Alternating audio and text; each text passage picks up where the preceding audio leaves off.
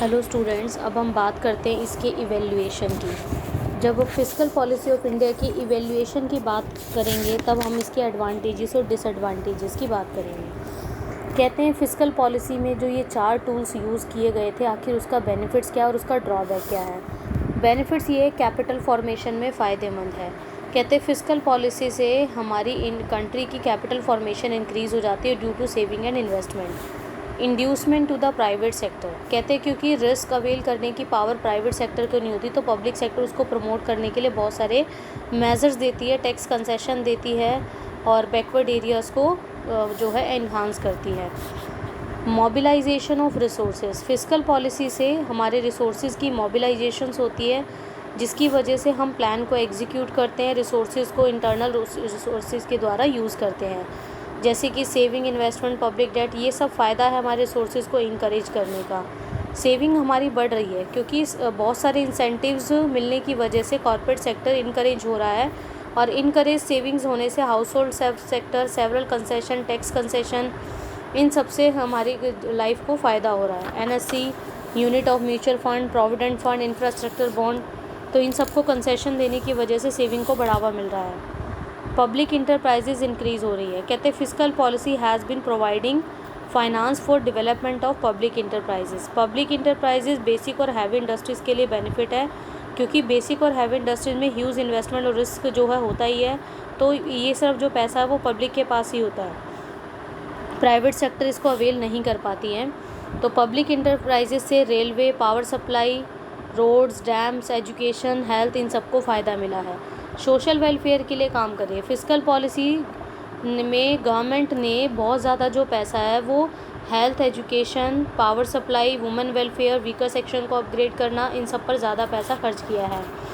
ये एलिवेशन करता है poverty and generation of employment opportunities को।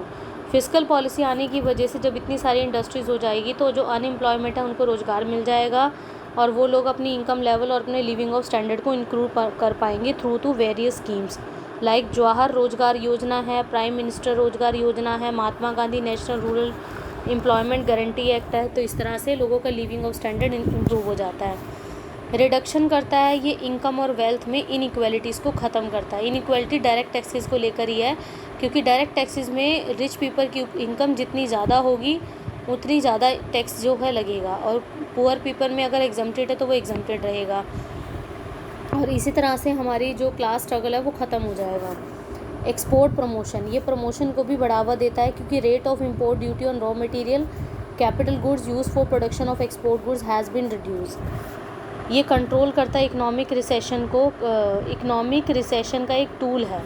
Fiscal policy is a significant tool to counter the negative impact of economic recession by providing tax relief and by increasing public expenditure. इससे हम अपनी economy की demand को increase कर सकते हैं। फिर हम बात करते हैं कि इसके जो मेन पॉइंट्स है, शॉर्ट कमिंग्स क्या है। जैसे इन्फ्लेशन है, इन्फ्लेशन का मतलब होता है प्राइस राइज हो जाते हैं, जिसकी वजह से मनी सप्लाई इंक्रीज होती है, वैल्यू ऑफ मनी कम हो जाती है। डिफेक्टिव टैक्स स्ट्रक्चर है, बिल्कुल डिफेक्टिव है, क्योंकि जो इनडायरेक्ट टैक्स है वो हर एक इनकम ग्रुप के ऊपर एक सेम ही रेट से चार्ज होता है, जिसकी वजह से रिच पीपल ज़्यादा रिच हो जाते हैं और पुअर ज़्यादा पुअर हो जाते हैं। तो ये एक बर्डन की तरह काम करता है।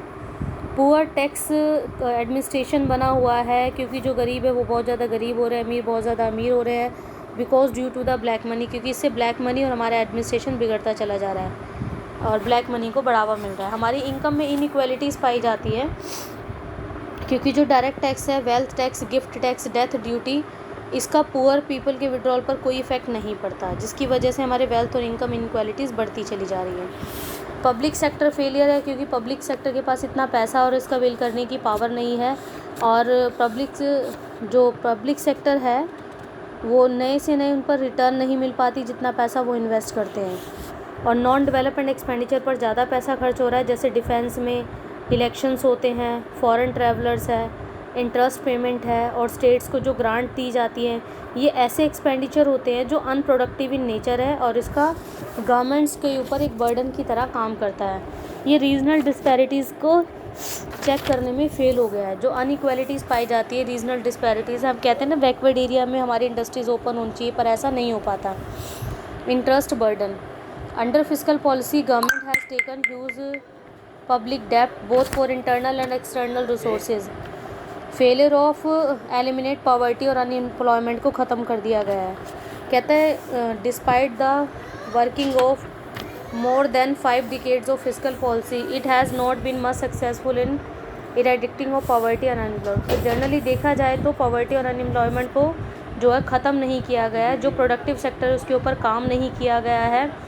Unemployment day by day increase हो रही है, प्राइवेट सेक्टर की प्रमोशन नहीं हो पा रही है, सेविंग इन्वेस्टमेंट जो छोटी छोटी सेविंग्स है उनको प्रमोशन नहीं मिल रही है अगर देखा जाए तो। कहते हैं ये जो फिस्कल पॉलिसी के जो ड्रॉबैक्स रहे थे इसको कैसे रिफॉर्म्स किया जाएगा। पहला है जो नॉन डेवलपमेंट एक्सपेंडिचर हम कर रहे थे इलेक्शंस के ऊपर, या फिर हम कर रहे थे इंटरेस्ट पेमेंट्स के ऊपर, स्टेट्स को ग्रांट प्रोवाइड कर रहे थे, इनको हमें कम से कम करना है अगर हम ये चाहते हैं हमारी इकॉनमी जो है इम्प्रूव हो। हमने पब्लिक डेप्ट को ख़त्म करना है। जो पब्लिक डेप्ट जनरली इंटरनल और एक्सटर्नल डेप्ट्स होते हैं, हम ये कहते हैं कि अगर हम फ़ॉरेन से डेप्ट ले लेते हैं तो फ़ॉरेन करेंसी इंडिया में आ जाती है जिसकी वजह से हमारी इकॉनमी की डेवलपमेंट होती है, बट ऐसा एक्चुअली में नहीं होता है। एग्रीकल्चर टैक्सेशंस की बात करें तो जो एग्रीकल्चर सेक्टर है उसको बिल्कुल टैक्स फ्री रखा गया है। फार्मर्स की income day by day increase हो रही है, तो हमने कुछ ऐसे टैक्सेस हैं जो हमारे पार्ट होना चाहिए। Increase in profitability of public sector enterprises, कहते हैं कि गवर्नमेंट में जो पब्लिक सेक्टर इंटरप्राइजेज़ है वो उसके पास ज़्यादा कैपिटल रिस्क होने की वजह से वो नई नई इंडस्ट्रीज़ को डेवलप कर पाती है, जिसके लिए एक ब्यूरोक्रेटिक सिस्टम ख़त्म हो जाता है। Wide scope of taxes, tax system should be broad based so that large population is broad under tax net. It will not only increase government revenue but also enable it to increase expenditure on social welfare. More direct taxes, कहते हैं generally जो है दो तरह के tax लगाए जाते हैं, डायरेक्ट और इनडायरेक्ट टैक्स। गवर्नमेंट ने दोनों के स्कोप की बात कर रही है। डायरेक्ट टैक्स का पुअर पॉपुलेशन के ऊपर कोई इफेक्ट नहीं पड़ता, so more revenue should be collected through direct tax than indirect tax. Reduction in tax evasion, जो टैक्स की चोरी है उसको ख़त्म करना है। ये टैक्स की चोरी तभी ख़त्म होगी जब एक अच्छी तरीके से एडमिनिस्ट्रेशन तैयार किया जाएगा, उसको प्रोसिक्यूटेड किया जाएगा, मिनिमम रेट ऑफ टैक्स को रखा जाएगा, कितना रखना है कितना नहीं, उससे क्या फ़ायदा होगा। प्रोग्रेसिव टैक्स स्ट्रक्चर तैयार करना है ताकि वो इनकम बढ़ने पे बढ़े और इनकम कम होने पे कम हो जाए। इसकी वजह से जो हमारा इनकम इनक्वालिटीज़ है उसमें एक बैलेंस बना रहेगा।